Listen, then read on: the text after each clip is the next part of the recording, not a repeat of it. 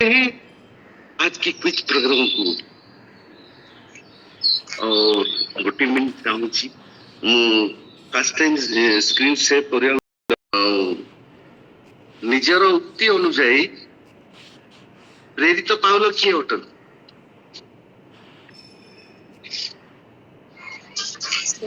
आहुत जने प्रेरित कृष्णଙ୍କ आहुत जने कृष्णଙ୍କ जने आहुत ଆଉ ଥରେ କୁହନ୍ତୁ कृष्णଙ୍କର ଜଣେ ଆହୁତ ରହିଛି ଆହୁତ ଜଣେ ପ୍ରେରିତ ସେ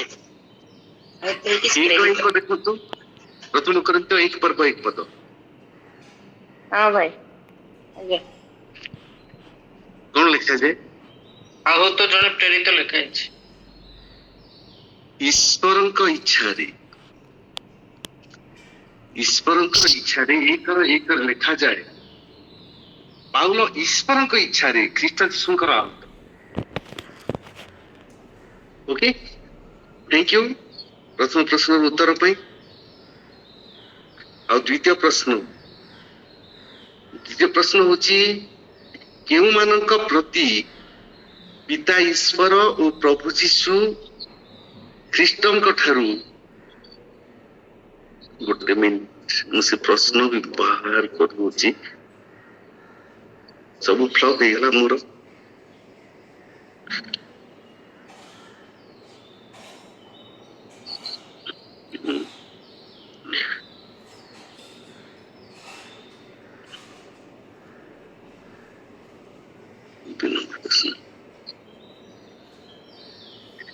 ଏ କଥା ସତ୍ୟ ଯେ ଆମେ ସମସ୍ତେ ଆହୁତ ଆମେ କେଉଁ କାର୍ଯ୍ୟ କରିବା ପାଇଁ ଆହୁତ ଅଟୁ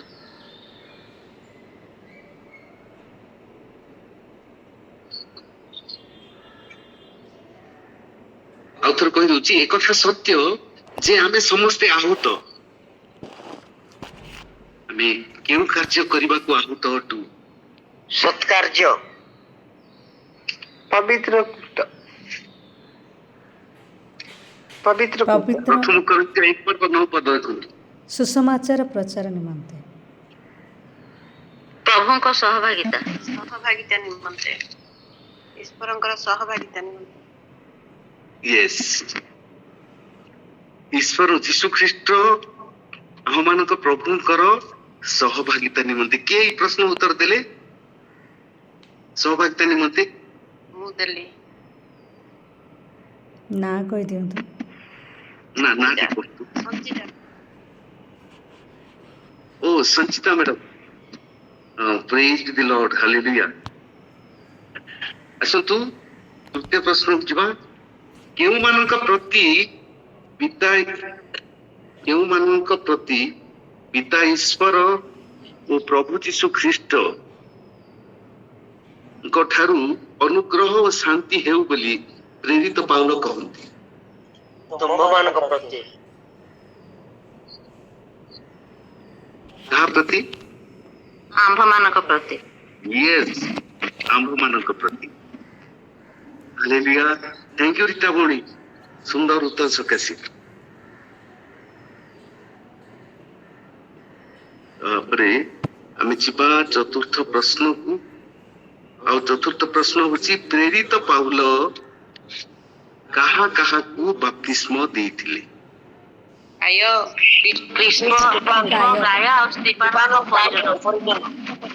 Yes hallelujah Suchita madam hallelujah ପ୍ରେଜ୍ ଦି ଲର୍ଡ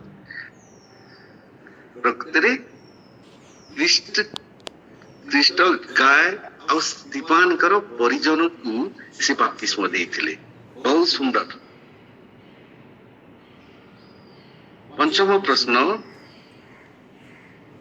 କେଉଁ ଧନରେ ଆମେ ଧନବାନ ହେଉଛୁ ଆଉ ଥରେ କହୁଛି ସମସ୍ତ ପ୍ରକାର ଶିକ୍ଷା ଦାନରେ ସମସ୍ତ ପ୍ରକାର ଜ୍ଞାନରେ ୱାଓ ହାଲେଲୁୟା କିଏ ରତ୍ନପ୍ରଭୁ ଭଉଣୀ କହିଲେ କି ପ୍ରଥମେ ସମସ୍ତେ ଓ ହାଲେଲୁୟା ଗଡ୍ ବ୍ଲେସ୍ ୟୁ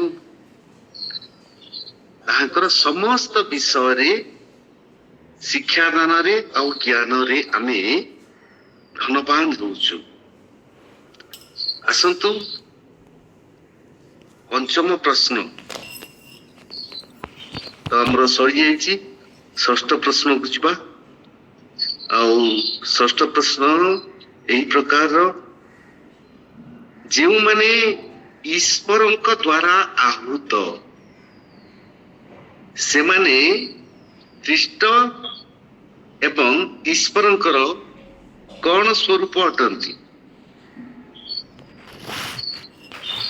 ଆଉ ଥରେ କହୁଛି, ଯୋଉମାନେ ଈଶ୍ୱରଙ୍କ ଦ୍ୱାରା ଆହୁତ ସେମାନେ ଖ୍ରୀଷ୍ଟ ଏବଂ ଈଶ୍ୱରଙ୍କର କଣ ସ୍ୱରୂପ ଅଟନ୍ତି? ଈଶ୍ୱରଙ୍କ ଜ୍ଞାନ ସ୍ୱରୂପ। ଦେଖନ୍ତୁ 1:24 ବନ୍ଧେ 1:24 କଣ ଲେଖାଯାଏ? ଖ୍ରୀଷ୍ଟ ଈଶ୍ୱରଙ୍କ ଶକ୍ତି ଓ ଈଶ୍ୱରଙ୍କ ଜ୍ଞାନ ସ୍ୱରୂପ ଅଟନ୍ତି। ଜ୍ଞାନ ସ୍ୱରୂପ ଅଟନ୍ତି। Hallelujah hallelujah. ରୀତା ଭଉଣୀ କହିଲେ କି ଉତ୍ତର? ହଁ, ରୀତା ଭଉଣୀ, ରତ୍ନପ୍ରଭା ଭଉଣୀ, ଧନ୍ୟବାଦ। ବହୁତ ସୁନ୍ଦର ଭାବରେ ଆପଣମାନେ ଉତ୍ତର ଦେଇଛନ୍ତି। ଆଉ ସପ୍ତମ ପ୍ରଶ୍ନ, ଈଶ୍ୱରଙ୍କର ଦୁର୍ବଳତା ମନୁଷ୍ୟର କଣ ଅଟେ? ବଳ।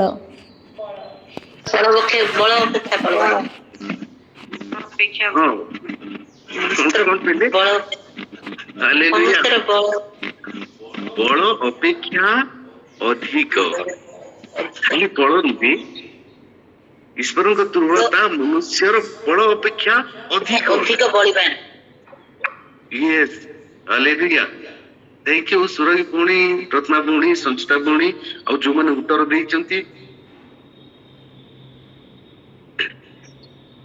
ମନେ ରଖିବା, ଆମେ ଏଠି ଜ୍ଞାନର ପରୀକ୍ଷା କରୁନାହୁଁ, କିନ୍ତୁ ଆମେ ଈଶ୍ୱରଙ୍କ ବାକ୍ୟ ପ୍ରତି ଅଧିକ ମନୋଯୋଗୀ ହେବା ସମସ୍ତେ। ଆଉ ସେଥିପାଇଁ এই କାର୍ଯ୍ୟକ୍ରମ। ଆସନ୍ତୁ ନେକ୍ସଟ ପ୍ରଶ୍ନକୁ ଯିବା। ଆମେ କୋଉଥିପାଇଁ ଦର୍ପ କରିବା ଉଚିତ? ମୁଁ ଈଶ୍ୱରଙ୍କ ଅପସନ ଜ୍ଞାନ। ଦଉଛି। ନିଜ ଜ୍ଞାନ ଆସେ ପ୍ରଭୁଙ୍କ ଠାରେ ପରମେଶ୍ୱରଙ୍କୁ ଜାଣେ ବୋଲି, କିମ୍ବା ଆହୁରି କହ ଈଶ୍ୱରଙ୍କୁ ଜାଣେ ବୋଲି। ଜାଣେ ବୋଲି। ଈଶ୍ୱରଙ୍କୁ ଜାଣେ ବୋଲି। ଜିଡ଼ିଓ 9:24। ଆଉ କରନ୍ଥିୟର କଣ ଲେଖାଯାଏ? ଦୁର୍ବଳ ଯେ ଦର୍ପ କରେ ସେ ପ୍ରଭୁଙ୍କ ଠାରେ ଦର୍ପ କରେ। ହଁ, ସିଏ ପରମେଶ୍ୱରଙ୍କୁ ଜାଣେ ବୋଲି ଦର୍ପ କରୁ, ଆଉ ପ୍ରଭୁଙ୍କ ଠାରେ ଦର୍ପ କରୁ। ଉଭୟ ଦିଟା ଏକ। Thank you. କିଏ ସଞ୍ଚିତା ପୁଣି କହିଲେ? ମୋ ସ୍କ୍ରିନ୍ କୁ ଦେଖିପାରୁନି। କିଏ ଉତ୍ତର ଦେଲେ? ଯିଏ ଉତ୍ତର ଦେଇଛନ୍ତି, ଯୋଉ ଭଉଣୀ ଉତ୍ତର ଦେଇଛନ୍ତି, ଧନ୍ୟବାଦ। ଏଠି ଦିଟା ଉତ୍ତର ହେଇପାରିବ। ଗୋଟେ ହଉଛି ପ୍ରଭୁଙ୍କ ଠାରେ, ଆଉ ଗୋଟେ ହଉଛି ଆମେ ଈଶ୍ୱରଙ୍କୁ ଜାଣୁ ବୋଲି ଆମେ ଦର୍ପ କରିବା ଉଚିତ। ଈଶ୍ୱର, ନେକ୍ସଟ ପ୍ରଶ୍ନ, ଈଶ୍ୱର କେଉଁ ଜ୍ଞାନକୁ ମୂର୍ଖତା ବୋଲି କହିଛନ୍ତି? ଜଗତର ଜ୍ଞାନକୁ ଜଗତର ଜ୍ଞାନ। ହାଲେଲୁୟା। ଆଉ ରିଫରେନ୍ସ କହିବାକୁ ପଡିଲାନି। 1:20 ଜଗତର ଜ୍ଞାନକୁ ପରମେଶ୍ୱର ମୂର୍ଖତା ବୋଲି କହିଛନ୍ତି। ଆଉ ସଞ୍ଚିତା ଭଉଣୀ, ରତ୍ନପ୍ରଭା ଭଉଣୀ, ଆଉ କିଏ କହିଲେ? ଯୋଉମାନେ ଉତ୍ତର କହିଛନ୍ତି, ଧନ୍ୟବାଦ, ବହୁତ ସୁନ୍ଦର।